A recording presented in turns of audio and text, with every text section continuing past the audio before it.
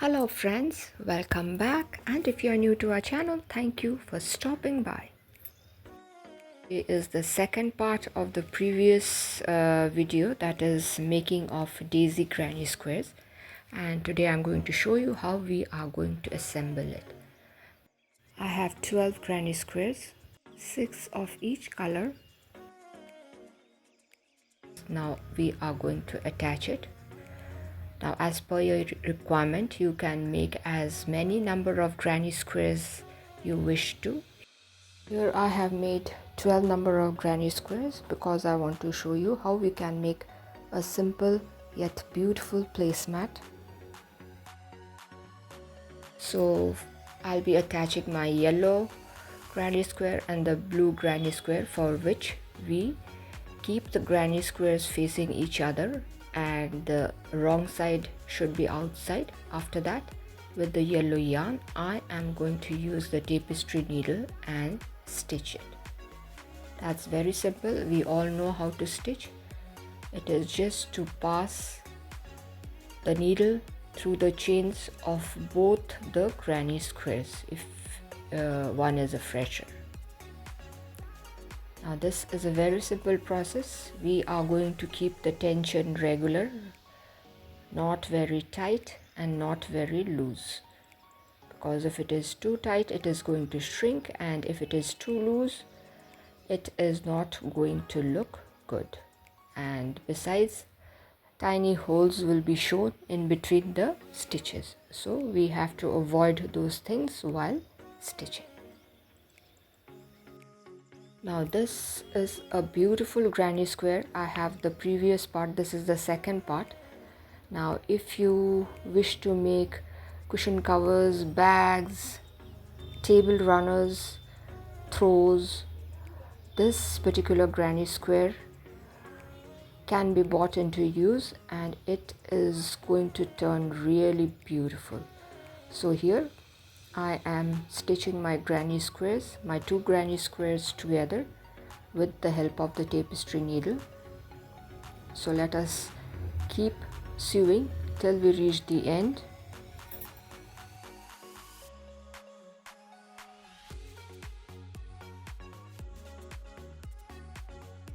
So here I am almost at the end of this corner. That's my corner space where we have chain of 3. So my first set is stitched.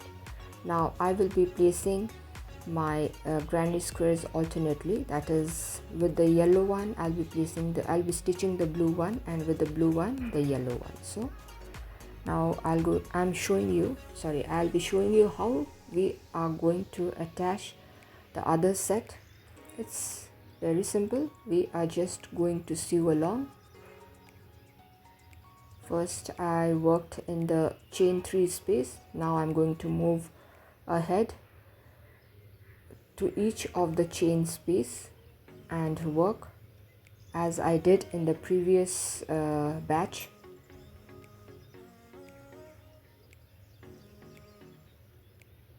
This is how it is to be done. Let us continue working by passing the tapestry needle from one side of the granny square to the other side.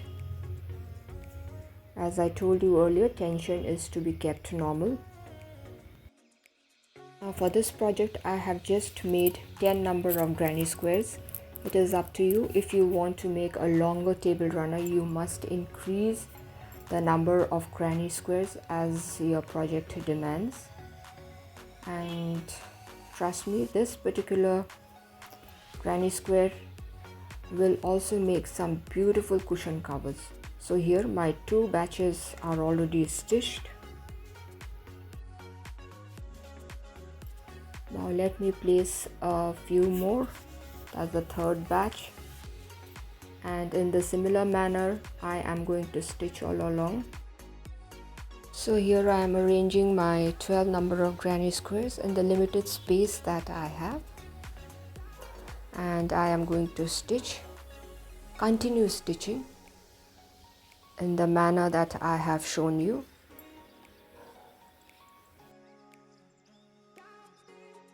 here finally all my granny squares are neatly stitched. So this is how it is going to look. And then we are going to proceed into the next step. For that, I am using my off-white yarn and I make a slip knot. After that, we are going to start from any of the 4 corners. Now that's the chain 3 space. There I am going to attach my white or the off-white yarn. And there I do a chain of 1. Now what I am going to do, that is just to attach my yarn. Now I am going to make single crochet into the same space. Sorry, I have gone out of the frame. That's the first single crochet. This is the second one, followed by the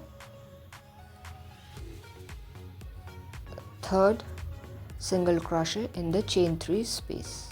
Once that is done, I am going to hop into the next chain space and work a single crochet, followed by a single crochet in each of the chain spaces.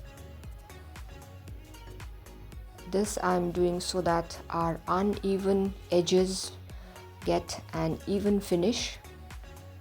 So in the chain 1 space 2, we are going to work a single crochet as we have been doing in each of the chain spaces.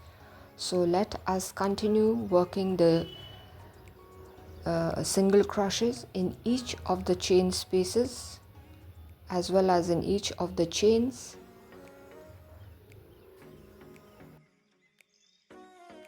Now this process is to be repeated. It has to be worked, not repeated. It has to be worked on all the 4 sides of this particular project.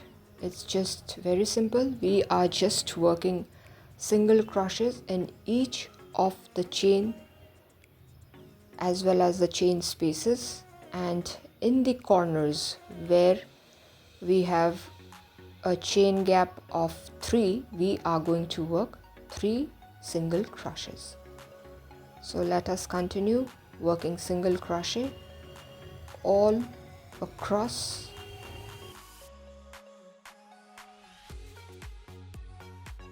That's the joining point of the granny square. There too we are going to work 1 single crochet. Only at the edges or only at the corners, 4 corners, we are going to work 3 single crochet. Other than that, in each of the chain gaps or chain spaces or chains, we are going to work just 1 single crochet.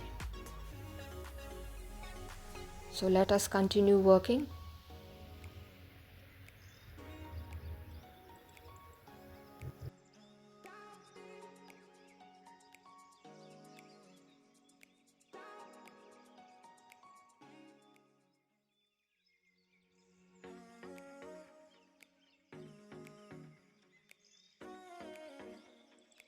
I have done a small portion, that now still other portion is left to be worked, and here I have nearly completed a portion of one side. A long way to go. Let us keep doing single crochets. And finally here I am close to one of my corners. I'm going to show you how it is to be worked. Here I am still doing single crochet in each of the chain spaces and chain gaps. Now that's the point where the joining had taken place for that particular granny square. That is why the chain is not visible properly.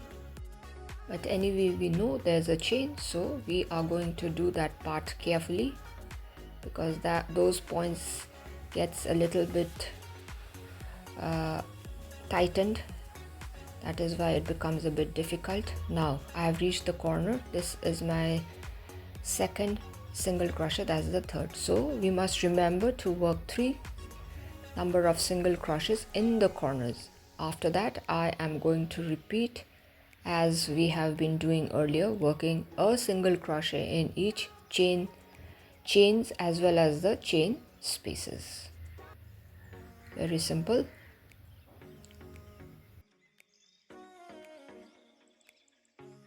One side is complete. Now in the similar manner, I am going to keep working single crochets till all my 4 sides are done, and I'm going to show you when I reached the starting point again, so that I'll show you how it is to be completed, that round.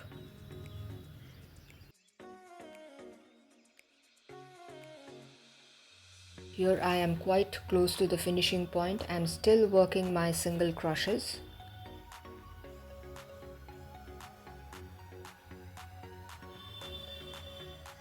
Now that's going to be my final batches of single crochet. Now another one to do. Now what we are going to do is, I am going to slip stitch into the very first single crochet of that corner. I'm going to slip stitch. Yes, once that is done, what I'm going to do is chain 1. After that, in the same space, I am going to work a single crochet, followed by a single crochet in the next chain space, and then I am going to chain 3. Please watch carefully. From here starts the picot. Now 1 2 3, below the third chain at the base we are going to pass a hook and pull up a loop and then pass through it again.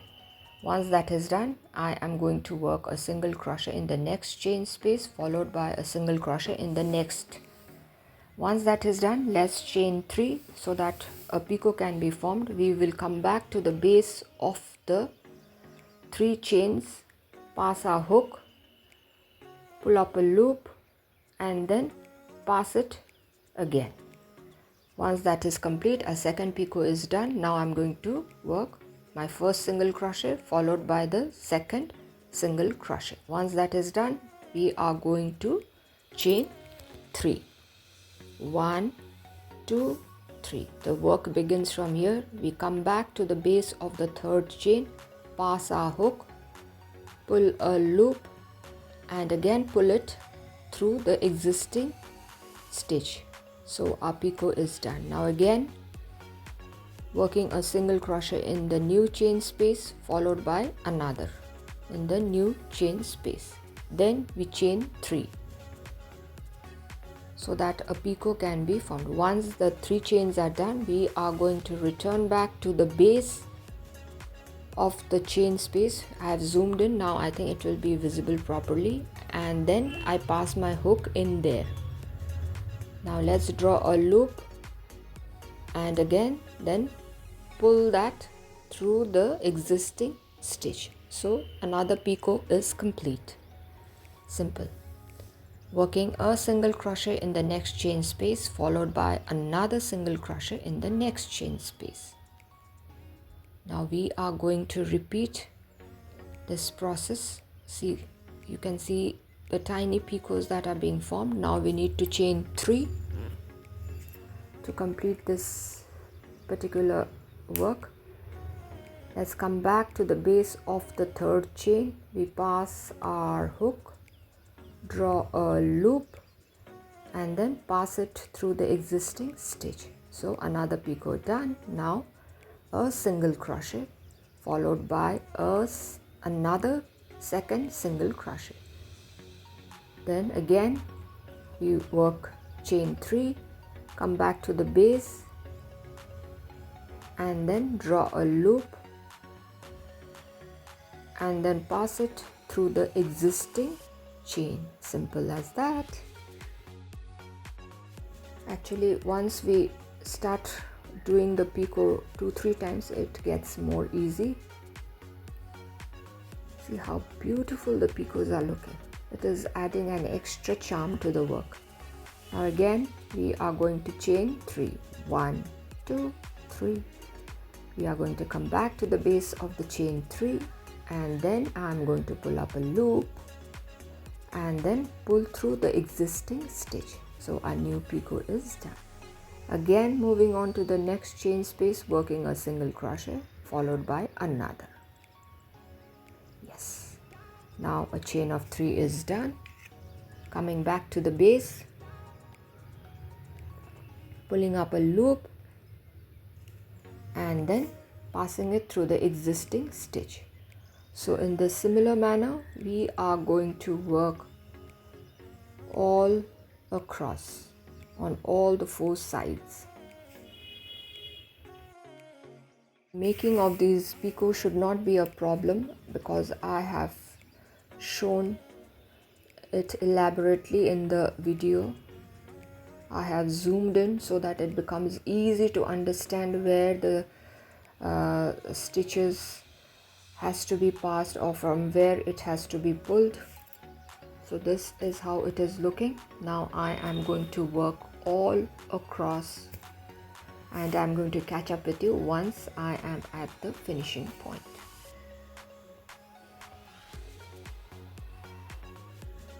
So let us continue with our work.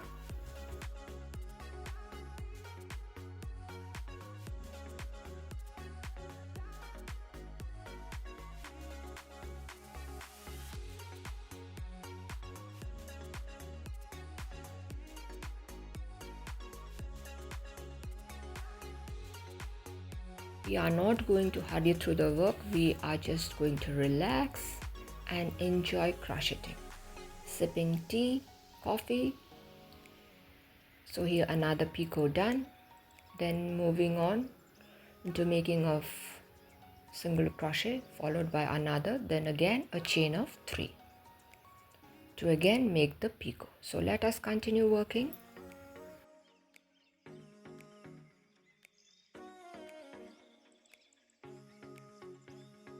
So this is how it is looking right now. Now I am going to work all across. Here finally I have reached the starting point and I am still making picots, a few more to go. So another picot is done. Now I'm going to work a single crochet followed by second single crochet and then a chain of 3. Now I'm going to come back to the base and pull a loop and then again pass it through the existing stitch.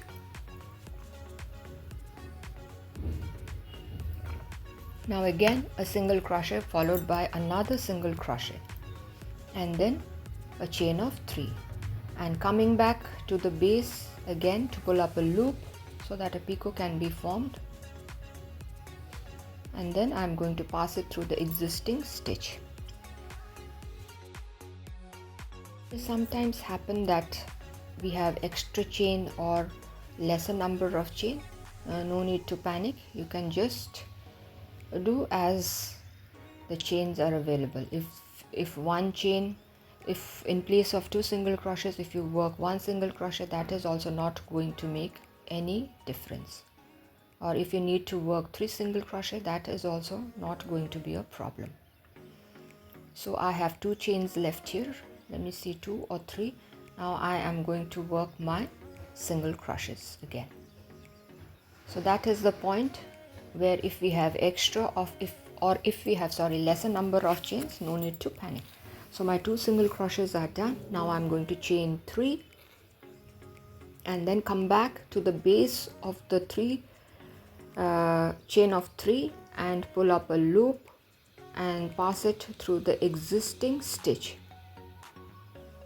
which is in my hook. So another picot done.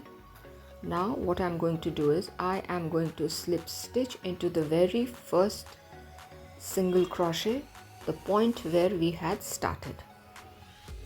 So it's complete. Now I chain 1 again to secure it properly. So finally my picots are done. Now I'm going to snip off the yarn.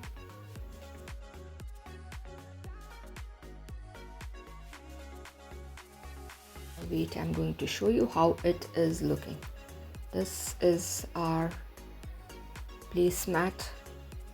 See how nice it is looking, and look at the edges, how pretty, how cute it is looking. Now these picots can be used for your other projects as well. Once you learn how it is to be done, it can be used for baby blankets, cushion covers.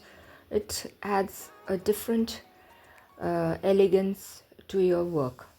And see, now I'm going to tuck the loose ends so that my work looks tidy. Again, the tapestry needle is being used to hide the loose ends. Once the loose ends are hidden, then the extra bit of yarn I am going to snip off with the scissor.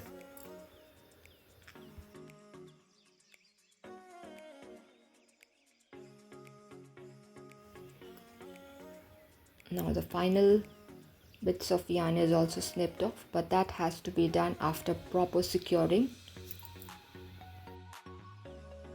So finally my placemat is done. See how beautiful it is looking. And the daisy granny squares, they look wonderful, and with the edging it is looking far more beautiful than it was just looking earlier.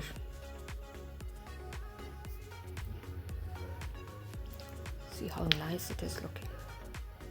Oh, another thing, this daisy granny square can be used to make fancy bags for young girls, for little girls. So if you have daughters, if you have nieces at home, this granny square can be brought into use.